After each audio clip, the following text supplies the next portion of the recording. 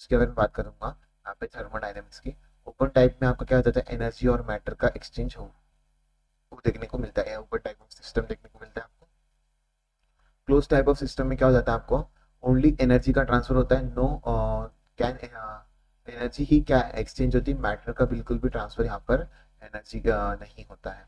Isolated system की अगर मैं बात करूंगा, नो एनर्जी कैन एक्सचेंज, यहाँ पे कोई भी एनर्जी का एक्सचेंज देखने को नहीं मिलता है। आपको क्या देखने को मिलता है, कोई भी एनर्जी का एक्सचेंज बिल्कुल भी देखने को नहीं मिलता है। उसके बाद बात करेंगे एक्सटेंसिव प्रॉपर्टी की, बात करेंगे इंटेंसिव। एक्सटेंसिव क्या हो जाता है आपका, depend on the matter size और मास, इसके ऊपर डिपेंड करता है आपका। जैसे अगर मैं बात करूंगा mass, volume, heat capacity, all type of energies इसके अंदर आ जाएंगे। इंटेंसिव प्रॉपर्टी क्या हो जाती है, इंडिपेंडेंट ऑफ मैटर, डिपेंड नहीं करती साइज और मास के ऊपर।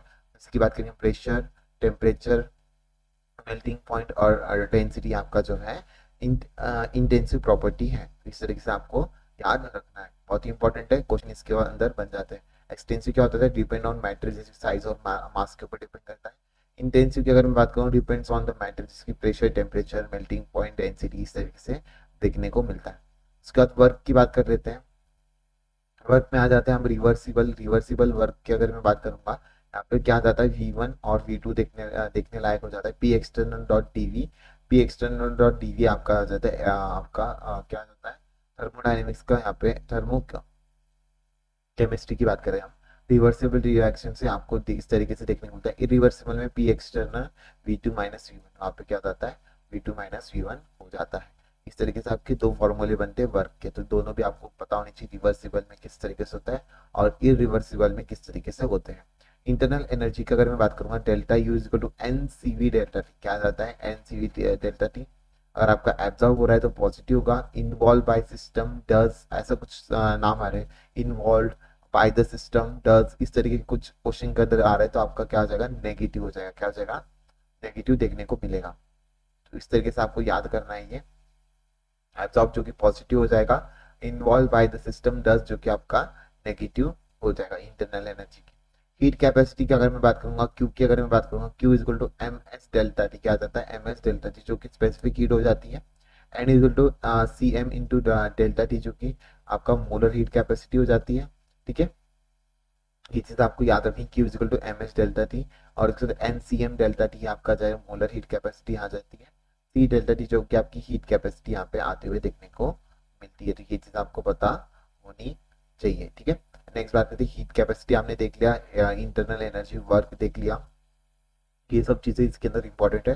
ये पूरा ही आपका पेज कितना इंपॉर्टेंट हो जाता है। नेक्स्ट बात करते हैं आपका पहला फ्रूट, मतलब फर्स्ट लॉ ऑफ थर्मोडायनेमिक्स की यहाँ पे बात करेंगे। इसके अंदर delta U is equal to Q plus W आ जाता है। क्यू आपका क्या आ जाता है, हीट, और डब्ल्यू क्या आ जाती है आपकी वर्क डन। ठीक है, डेल्टा यू आपका इंटरनल एनर्जी। आइसोथर्मल में क्या जाता है, आइसोथर्मल में टेम्परेचर कांस्टेंट होता है, ये चीज आपको पता होनी चाहिए। आइसोकोरिक आइसोबारिक इसलिए नहीं लिखा है, सबको पता होती है कैसे होते हैं। ठीक है, आइसोथर्मल में क्या होता है, इंटरनल एनर्जी आपकी जीरो हो जाती है। ठीक है, इंटरनल एनर्जी और इंथैल्पी भी यहाँ पे कांस्टेंट हो जाती है। तो ये कर सकते हैं, आपका जो है वर्क डन रिवर्सिबल रिवर्सिबल आ जाएगा, minus N R T log V two upon V one, या फिर minus N R T P one upon P two भी देखने को आपको मिल सकता है। आइसोथर्मोडाइन एडियाबेटिक में क्या होता है, आपकी हीट ही जीरो हो जाती है, तो आपका delta U is equal to delta W हो जाता है। तो पीवी की पावर गामा हो जाता है, टीवी की पावर गामा माइनस वन हो जाता है। सीपी बाई सीवी अगर आप करोगे तो आपका गामा होता है, ये चीज आपको इंपॉर्टेंट है, ये याद रखनी है। सीपी माइनस सीवी आपका जो है आर के इक्विवेलेंट आ जाता है। ठीक है, इस तरीके से आपका आ जाता है। तो इस तरीके से आपके एडियाबेटिक आपको याद रखना है, तो ये आपका फॉर्मूला भी आपको इस तरीके से याद रखना है। आई होप सो आप याद रखोगे। ठीक है, इस तरीके से आपको याद रखना है। नेक्स्ट देखते हैं, नेक्स्ट बात करते हैं इंथैल्पी का। इंथैल्पी का अगर मैं बात करूंगा, delta H is equal to delta U plus delta N G R T. ठीक है, इस तरीके से आपका जो इंथैल्पी हो जाता है, delta H is equal to delta U plus delta N G R T. ठीक है, स्टैंडर्ड इंथैल्पी निकालना है तो कंपाउंड में वन मोल बनता है। अगर आपका जो जब भी आप स्टैंडर्ड इंथैल्पी आप जब भी निकालते हो, तो वन मोल कंपाउंड के लिए निकालते हो, कितना, वन मोल कोई भी कंपाउंड के लिए आप स्टैंडर्ड इंथैल्पी आप निकालते हो। ठीक है, ये आपकी इंथैल्पी आ गई, delta H is equal to delta U plus delta N G R T. Entropy की अगर मैं बात करूँ, delta S is equal to Q reversible upon temperature. ठीक है। S is smaller than liquid than smaller than gas, इस तरीके से आपको देखने को मिलता है। सॉलिड से कम हो जाएगा लिक्विड से कम हो जाएगा गैस, इस तरीके से देखने को मिलेगा। डेल्टा एस आपका रिवर्सिबल, आप भी जब भी निकालोगे तो क्या निकालोगे, delta S product minus delta S reactant, बहुत इंपॉर्टेंट है। एंट्रोपी चेंजेस आपका रिएक्शन में दे रखा होता है, क्वेश्चन दे रखा है तो चेंज इन एंट्रोपी कभी कभी पूछ लेता है। रिवर्सिबल अपॉन टाइम, ये आपको याद रखना है। एंथैल्पी के तरीके से भी याद रखना है, delta is equal to delta U plus delta N G R T की यहाँ पे बात कर लेंगे हम, ठीक है। नेक्स्ट बात करते हैं delta G is equal to H minus T S delta T, क्या आ जाएगा। डेल्टा जी की अगर मैं बात करता हूँ आपको, डेल्टा जी की अगर बात करते हैं हम यहाँ पे, डेल्टा जी की अगर मैं बात करता हूँ कि आपका क्या है बता दीजिए, डेल्टा जी आपका क्या बताता है। Gibbs free energy, Gibbs free energy की बात कर रहे हैं यहाँ पे, ठीक है। अगर आपको पता होगा, जैसे कि मैंने आपको केमिकल इक्विलिब्रियम में भी इसका एक छोटा सा फॉर्मूला बता दिया था, ये वाला delta G equal to delta G nought R T L N Q, इस तरीके से बता दिया था वहाँ पे। यहाँ पे एक और ये वाला भी एक फॉर्मूला मैंने आपको बता दिया था। ये आपका क्या इंथैल्पी चेंज है, ये एंट्रोपी चेंज है, चेंज इन टेम्परेचर, इस तरीके से देखने को मिलता है।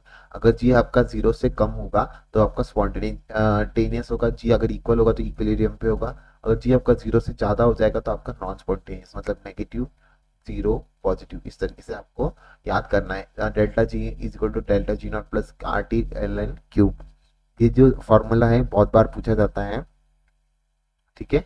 इस तरीके से आपको कभी भी पूछ लेता है। या तो फिर डेल्टा जी नॉट अगर आपको इक्विलिब्रियम दे रखा होगा तो ये तो जीरो हो जाएगा, इक्विलिब्रियम पे ये जीरो हो जाएगा तो डेल्टा जी नॉट क्या हो जाएगा, delta G nought is equal to minus R T L N cube, इस तरीके से हो जाएगा।